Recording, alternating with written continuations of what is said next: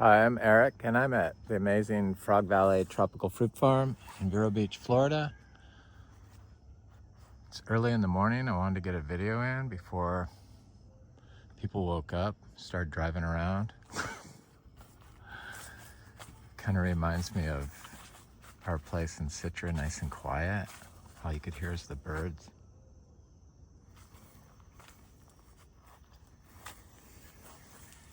We have some trees that have some jackfruit fruit on them, or some jackfruit trees that have fruit on them.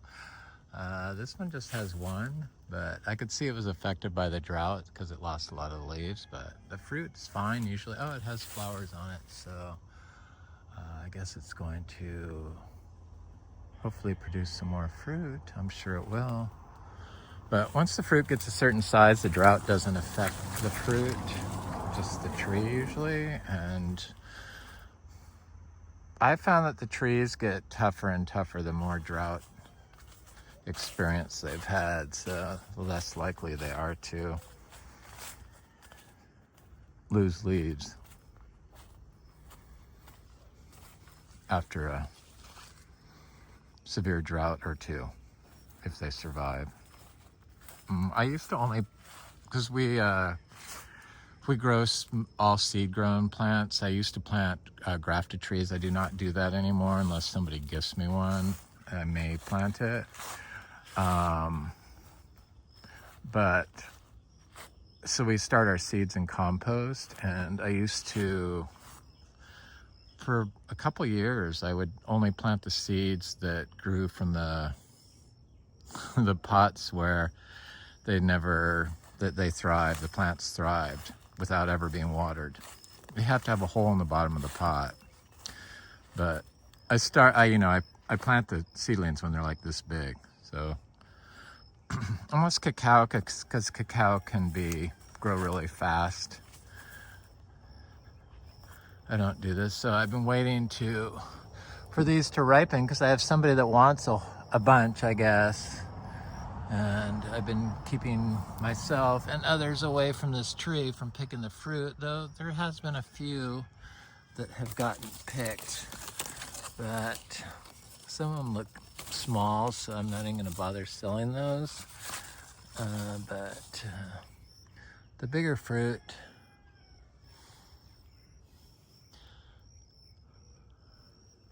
so I'm going to send out my orders tomorrow. We don't have anything for sale at this point. It's like closed, so no mangoes this year because the mangoes all got damaged from the hail. That's why these leaves look so trashed from the hail. I've talked about this too many times.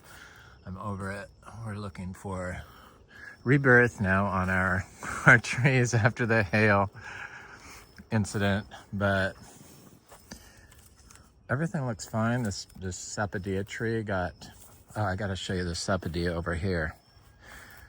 The little cashews look okay. Got new growth. But the sapodilla over here got just trashed by the hail. It really wreaked havoc on our black sapote fruit, our little mango fruit, our big mango fruit, all the lychees mostly, and the jackfruit seemed fine, and a lot of the madruno got wiped out. So it was like more than half of our MB this year got destroyed, and the trees really got trashed. But they seem resilient. What doesn't kill you will make you stronger, right? I keep hoping for a little fruit on Frank's mulberry here, seedling, but it's probably a male, or it could be a male. It's not probably a male. It's gonna be a female, right? Yes. Told me I had to give it manure, but I don't give anything to anybody anymore. Just no inputs, 100% closed loop. For years we put miniature zebu manure on it. I've put horse manure on it. I put compost on it. I put biodynamic preps on it. I sprayed it every day, 5 days a week for over a year with lab, everything. I know what trees die from being sprayed by lab when they're small in full sun and which trees don't. So sprayed black soldier fly, bokashi leachate every day because I'd add everything together. Towards the end of my spraying input regimen on the soil, because there really wasn't any life in here. It's before I really understood that the life is the fertility. So the more plants you have packed in, it's like an English border, the healthier plants are going to be. So think English border on a epic natural scale, and that's when they're thriving. So I put plants close together. I plant plants in the same hole. I don't plant small plants next to ginger that's this big. This is a Galangal ginger, which got really trashed from the hail, but small one rhizome with a small seedling or a direct sown seed right near each other is trees do good. Garcinias do good in heliconia, I've found. This is a world's best mulberry from, I'm not even gonna say, it's just not gonna get into it, but we don't do chemicals. We don't like to grow plants that have been grown in chemicals. We like all our plants to be started inoculated with like compost, quality compost, not store-bought in compost, but compost that you made, that you know the ingredients, you know where they came from. So if you're buying stuff in plastic bags, chances are you're distributing forever chemicals throughout your system when you apply that. I've done it. I used to not know, but that's how it is. And it's not just forever chemicals from those plastic bags, it's heavy metals. People fail to realize that they put heavy metals as polymers in plastic. And yeah, they might slough off the microplastics and reattach themselves to other microplastics, because that's what they do.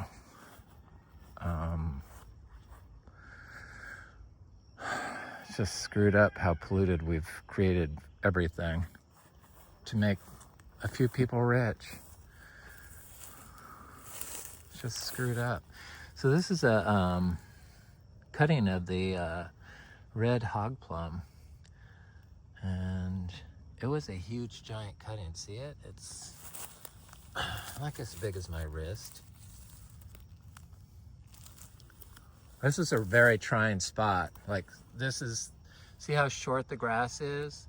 This is after 7 years of not mowing, and it's still this short. But I have some Garcinias coming up in here, and they were, I think I showed these in a video previously. They were all yellow, and see, they got some water, so they greened up a little bit, and they'll send off new growth. But it's in full sun here, in highly compacted soil. In fact, I can put my finger down all the way to the end of my hand now, so I guess the compaction is kind of getting fixed. But it's taken a long freaking time, but there's probably a compaction layer down there. You get compaction from mowing, you get forever chemicals from mowing, you get rubber particles from mowing, and you get exhaust particles from mowing. Soot that contains oil and stuff. So all mowing does on Florida sand is cause subsidence and compaction, then subsidence. So the ground starts sinking. Rushes the water off of it and then starts sinking every time you mow it. Bizarre how people don't understand that in Florida. They just destroy everything, clear all the trees and drive all over it, put some soil on it, drive all over some more, and then build a house on top of it on a slab, and then drive all over that.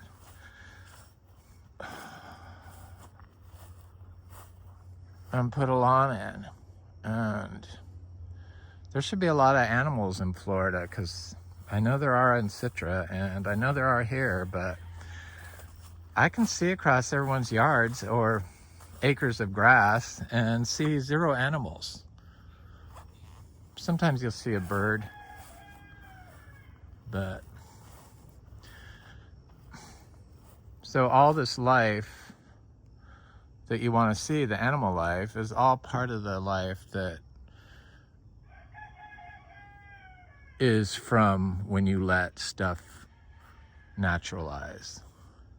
When you let stuff naturalize and you remove yourself from it, and you are a shepherd of the land rather than a slave to the oil industry, working for free,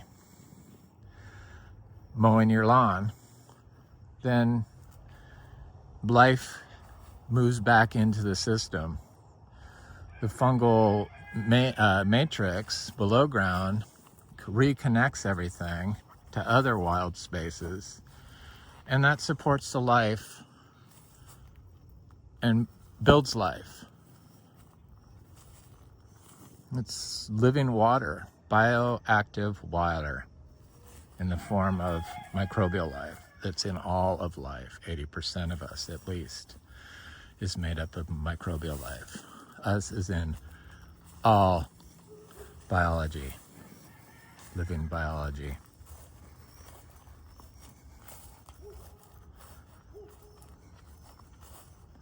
I'm going to go over to the cashew tree, and then I'm going to look at this quamut tree real close.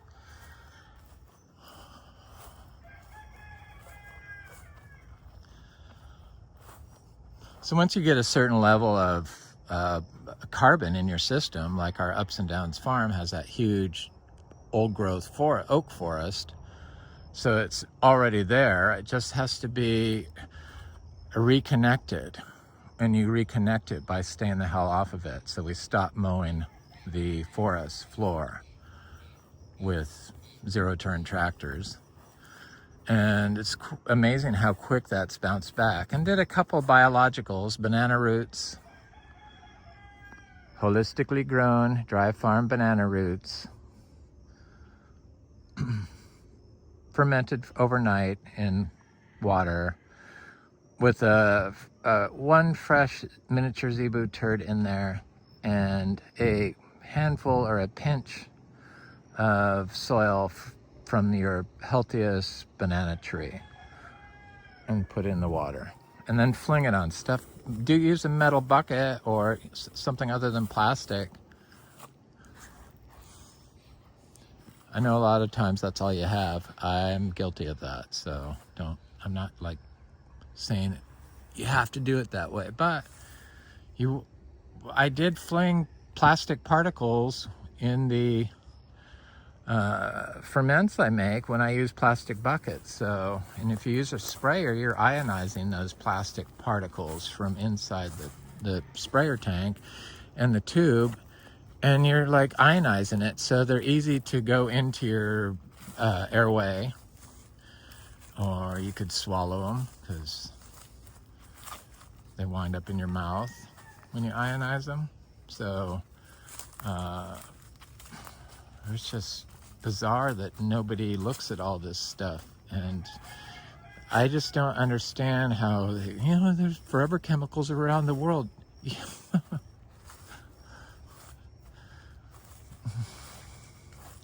I mean, mow your lawn, people. I gotta mow, so I still haven't mowed. I'm gonna do it right now. I just wanted to do a video because it was nice and quiet here. Our swamp right here is like, it looked like it almost dried up. So it's got grass growing in it. And looks like there's some duckweed on it. So I'm pretty sure there's some water in it. But I see mud. So it's like borderline dried up. But look at these cashews. So I think these cashews, this got trashed from the hail, but it looks like all the new leaves are coming up, and all the old leaves that had holes in them are pretty much gone or dropped off. This new leaf had a thing, but here's the old leaves. They're all dropped off. See all the holes in them from the hail, of course.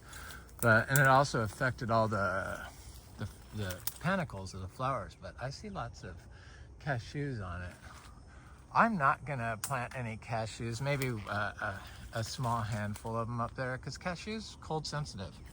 So very cold sensitive. And if you have the right place to grow it, it might not be. But you need to have an overstory, and you have to have, if you have a good overstory, it could be fine. Depends on how massive or connected it is.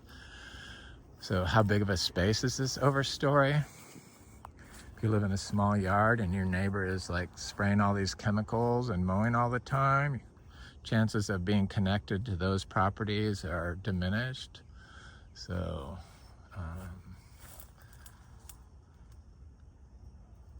large connected fungal matrix. I think all the properties from sea to lake to mountain to desert should be connected by wild space.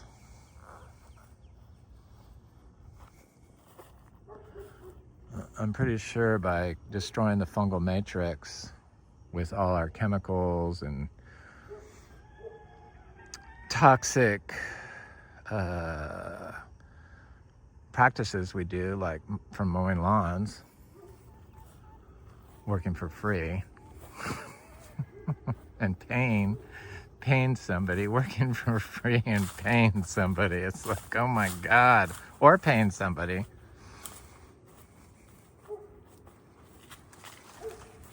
It's ridiculous. The lychees, there's random tiny little lychees, but they all got damaged. There's some lychees that have huge cuts in them, like, oh, I think I could see it right here. It's like so bizarre. Where is it? This one.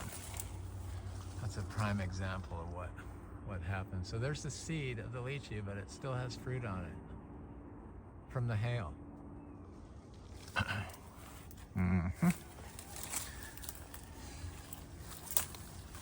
But the cashews, little cashew seedlings are doing good. So mango season, we have more mangoes. This one has a nick in it from the hail. Big hole. Most of it got knocked off. Mango season, we have some small mangoes that are probably gonna be ready in a couple months. Small crop. I had people come through here, and yesterday we got all the mangoes for seeds mostly. Got all of them off this tree. Oh, there's one still up there. I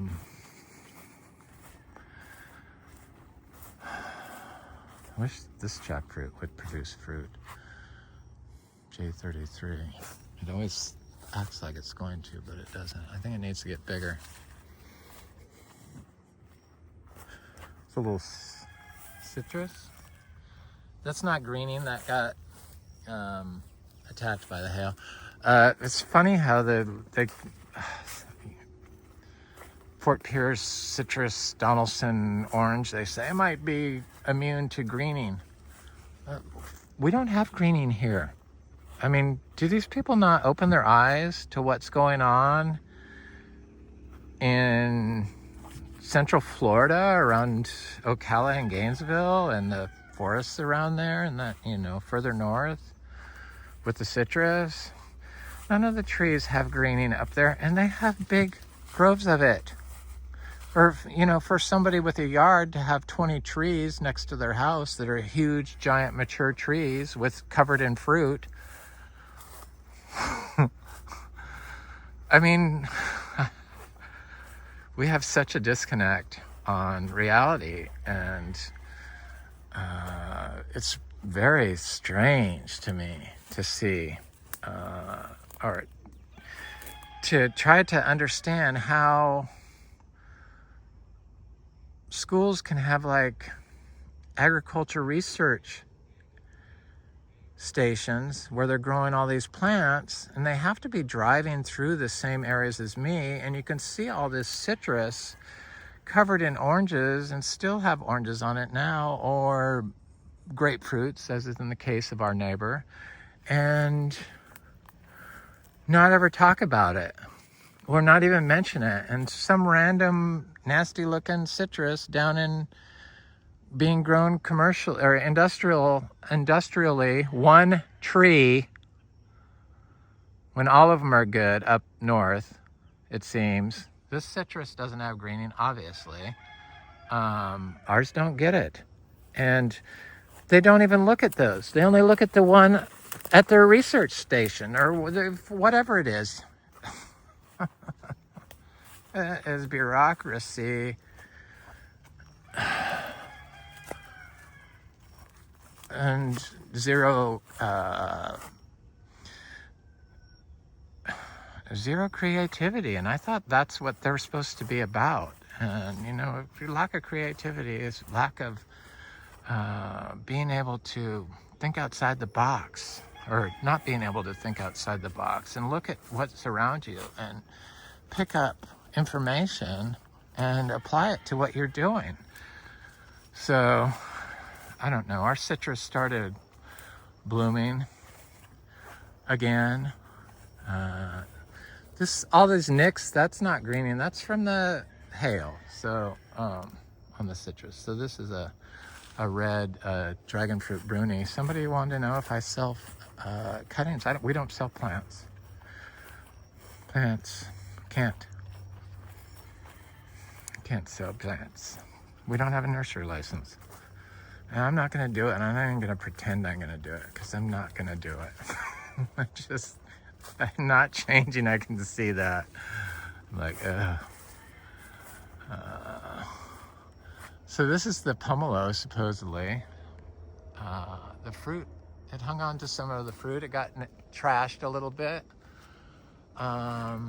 First time held fruit, but it's got flowers on it, so it's got quite a bit of fruit.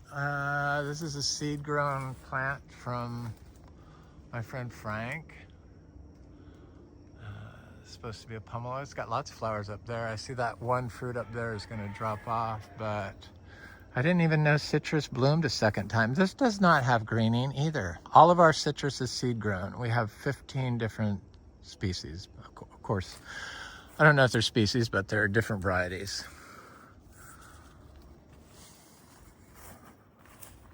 The fruit seems awful small on that.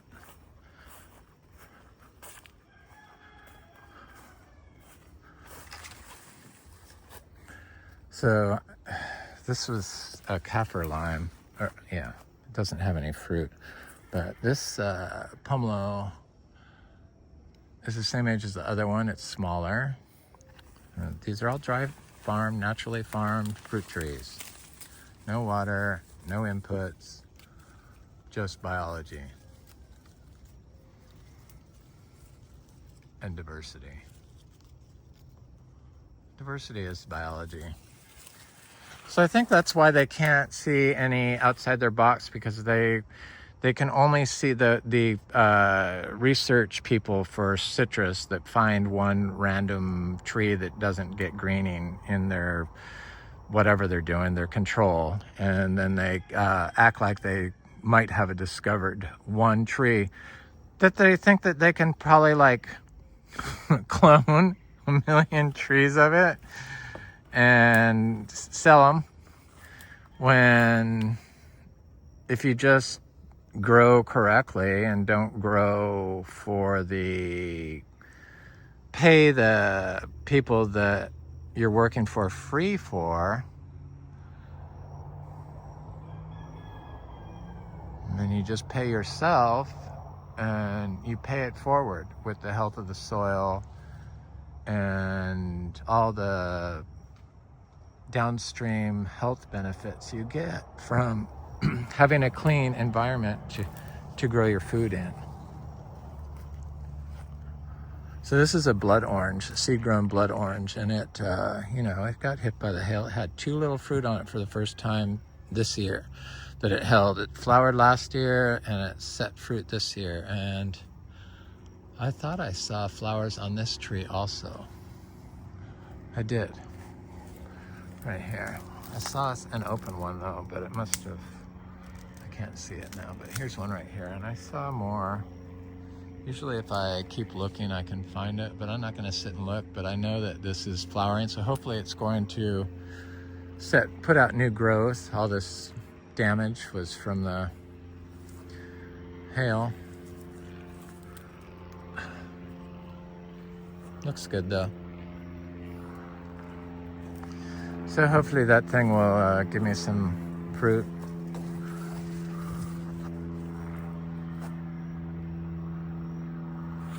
This is a torch ginger. I have a flower on the torch ginger. Here's another pomelo. Frank said that, my friend Frank that gave me the other ones, gave me the couple more that he ate the fruit that had seeds in them. So this is one of those trees, so looks healthy. This ginger never got hit by the hail because it's very protected right here. So everything up there got it, but it's nice to see it nice and not shredded like this. Here's a citrus that hasn't started flowering, but this is all marks from the hail. That was nasty. All these heliconias, the leaves just got shredded. Okay, I wasn't going to talk about that, but here I am. I'm going to go look at the key lime and the Miko lemon because, you know, I think we have a kumquat too, but I'm not sure because I don't mark my trees, but hopefully I planted kumquats. I know that. Seed grown, seeds. I like citrus. I like fresh citrus. And if you can get citrus to fruit year round like you can up in Central Florida, then that's the tree I want. So I've been planting lots of citrus up there. This is a key lime. And it had a lot of flowers on it yesterday. Here they are, little tiny little citrus flowers. It has some bigger fruit on it. So that's good. This lemon drop mangosteen is, I picked most of the fruit off of it, but it's got lots of flowers. I got to pick all the seeds off the ground. So there's a lot of seeds. So I can plant hundreds of lemon drop mangosteens up in Citra in the forest. So yeah, that's that tree. Key lime. Oh, I'll show the kumquat. Let me go this way.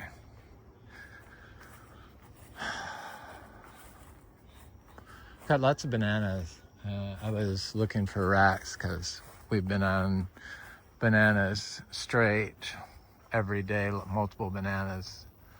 Because we have 500 divides I did of the ice cream banana. And so finally we've been eating bananas or feeding them to our 115-pound tortoise. He eats a lot of fruit every day.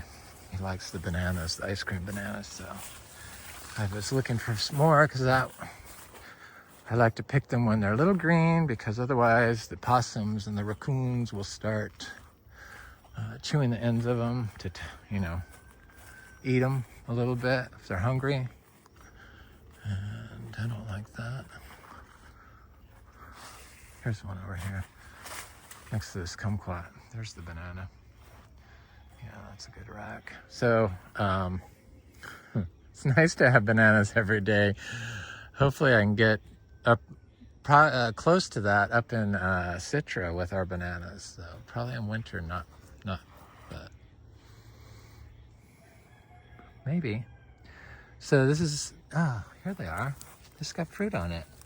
See the nicks on it? That's from the hail, but it could be, I think it is kumquat. Yay. Oh my God. Hank told me this was not a key lime. It's not now that I look at it. I was worried. But it was blooming again. Let's see if I can find the flowers. All this grass protected the leaves on this pretty much from, because people get offended by the grass. The grass is the key lime or the kumquat in this case. So removing the grass is going to do something negative to the system.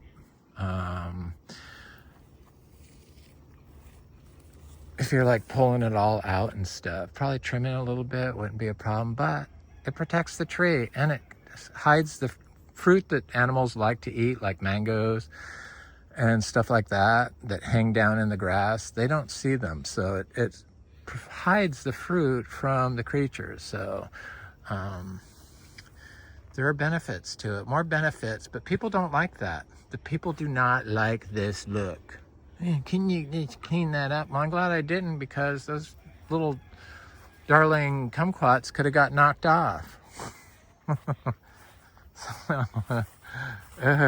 Oh my God, people want this, and I love this. This is Eric's Sweet Lemon Drop, and this is one of the reasons why I haven't shipped people's orders out, is because I was eating these like candy because they're so delicious, and I had to like control myself. I'm like, yeah, I've sold these, I gotta stop this. So I've been waiting for them to ripen again, because they're not as good unless they're ripe. And so Monday I'm shipping out. I'm not sure who this is. It's a sweet orange or a something, but you know, it doesn't get greening. Oh, we got a citrus that can grow using chemicals that is just amazing, and we're just not even going to look at citrus that doesn't require water or doesn't get greening, that doesn't need our help. It's like, who's going to wake these freaks up? I mean, that's what they are. I just can't believe that that's news. They pay to put the article in, and that's the only news that people see. Nature doesn't pay for it. And they have some reason. Oh, you can't grow farms. That's you can't grow food that way. Well, you're not growing food if you're poisoning everyone and the land for future generations and the generation you're feeding it to. That's not food, that's poison.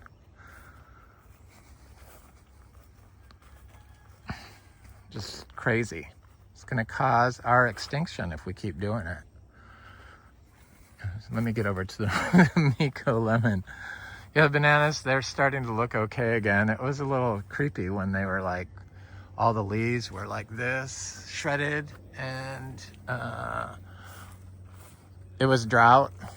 I was like, oh, this stuff doesn't look good. Stupid me, picked a soursop, and it was not even close. I'm like, but I couldn't, I found my picker, my long picker, so I'm like, I'm gonna pick that. And I was like, pissed me off. But, you know, that's tropical fruit. You learn as you go. I've been learning, I'm still learning how to pick fruit here.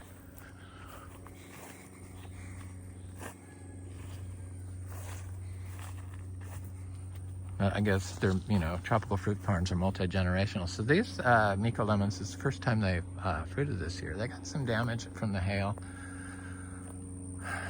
Got big gashes in them, but some of them don't. And this one's blooming again. So these don't get any water. You know, they tell you to have to water 40 gallons a day. Up to 40 gallons a day for citrus per tree. That's what they do in the chemical citrus. Cause you mow them and you spray all that stuff, so there's no life there. So the soil doesn't have any pores in it, because life creates the pores in the soil that holds the water. So you have to water it because it's all running off. You use chemicals, which further acidify the soil and kill life, prevent life from entering the soil or even surviving in the soil, put more stuff on there that kills life, and it all just runs off, and your tree is anemic, and you have to keep dumping more and more and more chemicals to it, and it still isn't growing healthy or producing a large crop. Hello? I think that would be the time that you woke up and looked at the citrus while you're driving into your test garden. And if you haven't driven around central or northern Florida into the forest and looked at the citrus trees growing and producing fruit without any greening, you really need to. And take a look at the understory and what's growing around them and how they're being grown. And then apply that to your test garden. But to continuously be a bot for agrochemical oil industry and not even realize it is zombie-like behavior in my eyes. Anyway, here's another Miko lemon. The birds decided to attack it after they got attacked by the, you know, the starlings and stuff. They wiped their beaks on it and they pecked the tops of them. So last year they couldn't see them all because there were just so much, but this year they saw them, they attacked, and that's definitely what it is, because it's not underneath. And they got hit by hail, but not all of them got attacked by the birds. I see some up here that are okay, but maybe that's just because that's the bottom. But these trees are covered in fruit during drought, and they're blooming again, and they're going to set more fruit. The air smells amazing, and I don't have to worry about breathing in fungicides, getting herbicides on my feet, all those forever chemicals that are in those chemicals, and the plastic you put on your tree that contains more forever chemicals, and it doesn't have it. The only pollution we're getting is from the air. And what was here? You know, the drift from the neighbors. I guess drift is bad. There's no way I would live near a golf course. No. Kind of close to one here, but not next door. The black sapote, a lot of it got knocked off, but there are some. I found a big, huge black sapote fruit. I've been like eyeing it to pick, but most of the black sapote fruit dropped after the hail incident. Here's another Miko lemon. Look at all the fruit.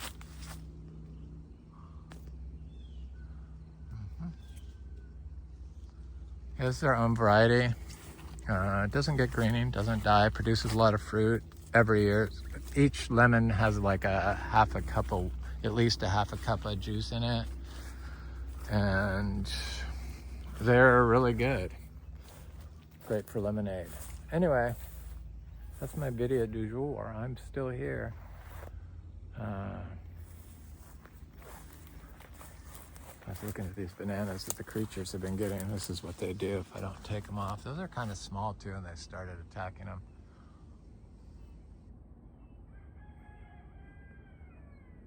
I leave some for the creatures. They gotta eat, so it's not a big deal. But I see this mango over here. This is a guava. Anyway, got all trashed from the hailstorm, but it's pretty. This is a giant Cattleya guava is how it's described. So it's a big fruited Cattleya guava. It looks like a Cattleya guava leaf, but on steroids. What is it? The cherry? I don't know. Something. Cherry guava? Mountain cherry guava? Here's one more mango I missed. This is the only achachiro tree that ever got affected by other than being topped, but got knocked over from the hurricane, or not, a tornado probably, from the Hurricane Milton that came through last year and knocked that tree over and knocked this one over, but seems fine. I'm gonna keep the vines off of it, so that's unlikely to happen. I think that one's getting very close to being fruiting size, that achachiro. It would be about 10 feet tall. Anyway, again, that's it.